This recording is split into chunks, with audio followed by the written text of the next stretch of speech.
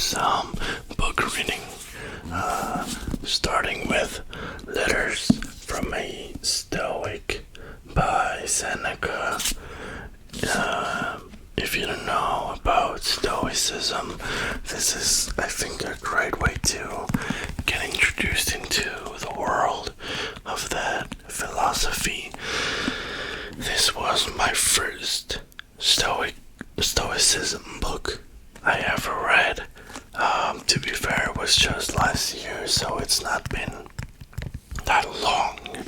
And besides this, I have Meditations by Marcus Aurelius and a small book, or a daily sort of journal type book called Daily Stoic, which just details a few things, everyday quotes and what they mean from different Stoic authors such as Seneca and Marcus Aurelius and many more. But tonight I would like to start with chapter 1 of Letters from a Stoic, which is called On the Use of Time. On the use of time. On the use of time. And I might give you a little introduction into who Seneca was, but I think we should just start with the first chapter, and if you guys are interested, I can do another video based on the history, an introduction, right? But first, let's just dive into this, see where it goes. If you guys enjoy it enough and are curious enough to be like, I want to know who this guy is, why are you reading him, why does he have a book that's very, very old and is still relevant today? So, chapter 1, On the Use of Time. Now, this book is divided in, as you can tell, letters from a Stoic. It's very simple to understand. The Stoic being Seneca, he wrote letters to a dear friend of him, Lucilius. I think that's how you pronounce it, or Lucilius. Lucilius is the more appropriate version, I think, of the pronunciation. So the whole book is just letters upon letters that Seneca wrote to Lucilius. Wow, it's a bit hard to actually say it and not just have it in your head, but let's start with chapter 1, on the use of time, from Seneca to his friend Lucilius. Continue to act thus, my dear Lucilius. Set yourself free for your own sake. Gather and save your time, which till lately has been forced from you, or filched away, or has merely slipped away from your hands.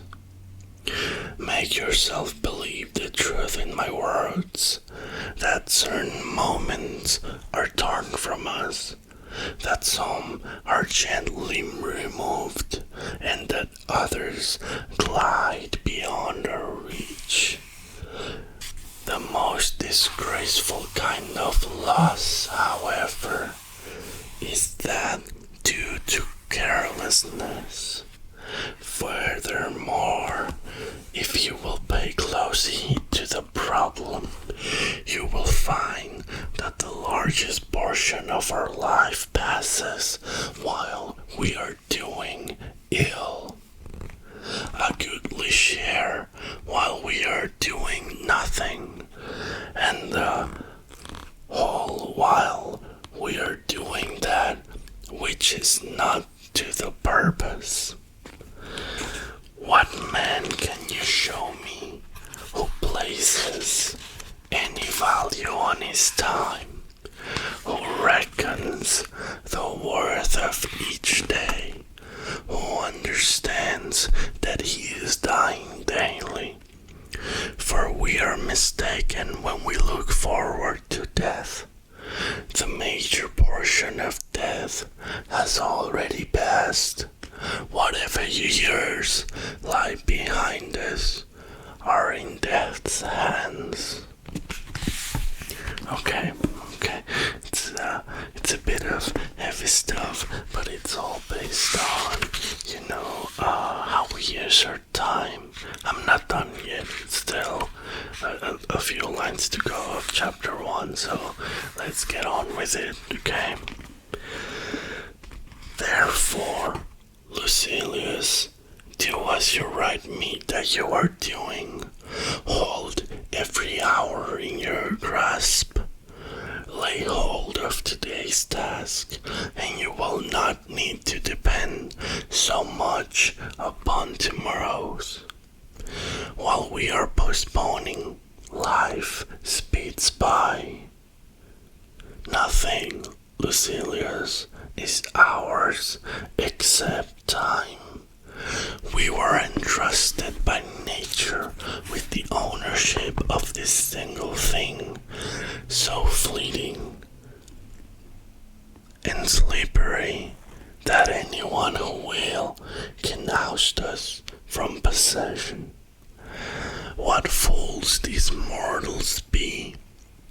They allow the cheapest and most useless things, which can be easily replaced, to be charged in the reckoning after they have acquired them, but they never regard themselves as in debt when they have received some of that precious commodity, time.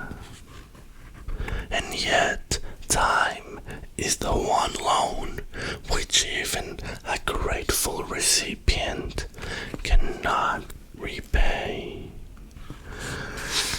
Again, heavy stuff, right? I really like the book. I really like the chapter because it is true, isn't it? We spend so much time wasted on the most meaningless things, worrying about things that really don't matter at all. And yet, when we need proper time to do important stuff, somehow we're like, no, miss me with that, we are weird. It says here, what fools these mortals be, what fools these mortals be. And I think that just encompasses my entire life. Like, I worry about so many little things that don't matter, and when something happens that actually matters, that actually requires my time, I'm like freaking out and I don't know what to do, and I'm like, oh, I wish I had more time. Well, I sort of do. I always have time, but I don't always use it up to the potential. I waste it a lot. Anyway, I'm just doing a little bit of commentary after every paragraph, so, I don't think I can get a copyright strike for a book that's, I think, a few thousand years old, but you never know. This is a book reading / commentary / rambling about what I just read, okay? So I don't know how long this video might be, and would you like me to divide it in chapters? Like this was chapter 1, and I still have 2 paragraphs left, but maybe in the future I can do 2 chapters in one, because some of the letters are really short, so they wouldn't be a full-length video. And yeah, let me know what you think. I think that might be the best route possible. Right now I'm doing shorter videos because Well, I'm gonna get it. If you don't know, I'm sorry. I'm getting surgery in one of these days. It could be next week, in 2 or 3 weeks. So I'm preparing videos, short. Oh my god, I hate using that word because I don't know how to pronounce it. Shorter videos. Just because, longer videos take longer to edit it and everything, and I don't want to leave you guys without content. So anyway, let's keep going with the next paragraph. Okay, now I'll remind you what the last sentence was so you can keep going with the idea, but it basically says, and yet time is the one loan which even a grateful recipient cannot pay. I love it. I think, I already told you, right? I agree 100% with this sentiment, but yeah, it doesn't matter how grateful you are, you can repay everything in life except time. I wish you could live in the movie, what was it called? In Time. Wasn't it called In Time? The Justin Timberlake, and I don't remember who else was in the movie, but you basically had like time as currency, and the rich had like billions of hours, and they were immortal, basically immortal, so they could pay with time, and the poor had to struggle a lot to just stay alive because they didn't have time. Anyway, great movie. Well, I don't know if it's a great movie. It's been a while, but great concept. But yeah, all of that to say, you cannot repay time, no matter how grateful you are. Okay, let's go back to the actual book. Now, you may desire to know how I, who preach to you so freely, am practicing. I confess, frankly, my expense account balances as you would expect from one who is free-handed but careful. I cannot boast that I waste nothing, but I can at least tell you what I am wasting, and the cause and manner of the loss. I can give you the reasons why I am a poor man. My situation, however, is the same as that of many who are reduced to slender means through no fault of their own. Everyone forgives them, but no one comes to the rescue. What is this? Oh, that was a very short paragraph, but yeah, so in case you didn't know, just a little bit of trivia. Seneca wasn't poor at all. He was a member of the elite society of Rome at the time. He was serving under Emperor Nero at that time, and Nero did his whole little, how can we call it, disaster in Rome. He basically, they have that story of while Rome was burning, Nero was playing his flute, which is fake as far as I can tell, or as far as I've read it. It didn't happen that way, but it was a way of saying he didn't give a single care. I don't curse on this channel.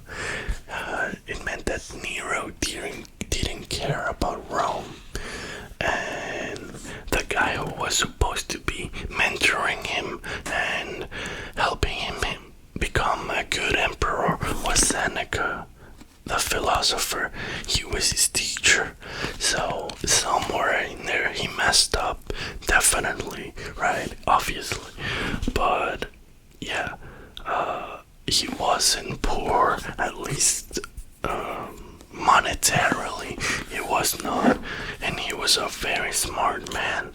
I don't want to give you any lies or anything. Maybe next time I'll read the introduction first, and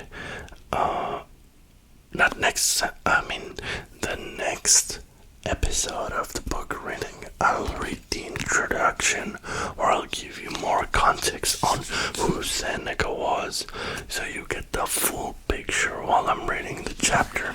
But for now, I think you can, with this, you can get it. So, last part of the chapter 1 says, "What is the state of things then?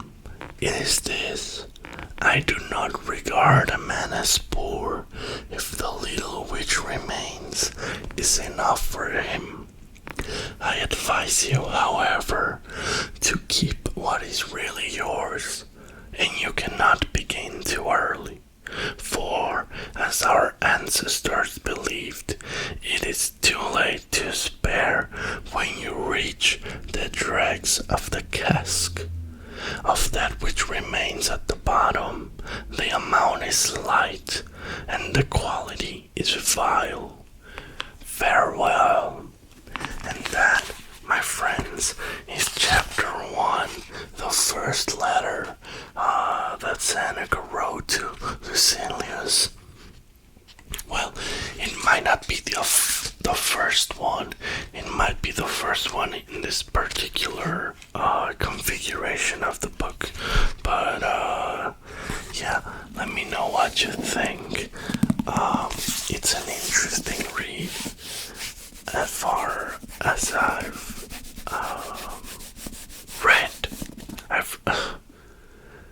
I'm trying to speak and I can't. No, what I mean is, I've read the book last year once, and it really opens up your mind about different ideas of how to make a good use of your time, which is basically what the first chapter is telling you. And I don't know, I think it's an interesting read. I think we might be doing one chapter per episode of this. I'll read a paragraph, I'll comment, ramble on, second paragraph, and so on. If you want to get this book, it's on Amazon. Letters from a Stoic, or actually anywhere. If you have a library in your town, I'm sure they have it. Maybe not this particular version of the book, but it has to be everywhere.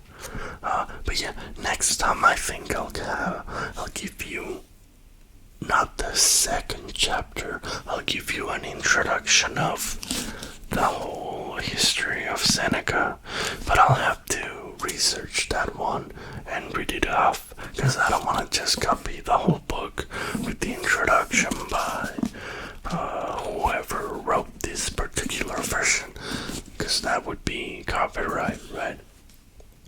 I can read the letters just fine on their own with no issue, but not the introduction and other content. But anyway, I hope you guys enjoyed. I hope you learned a little something, or I bored you to sleep, which is also good.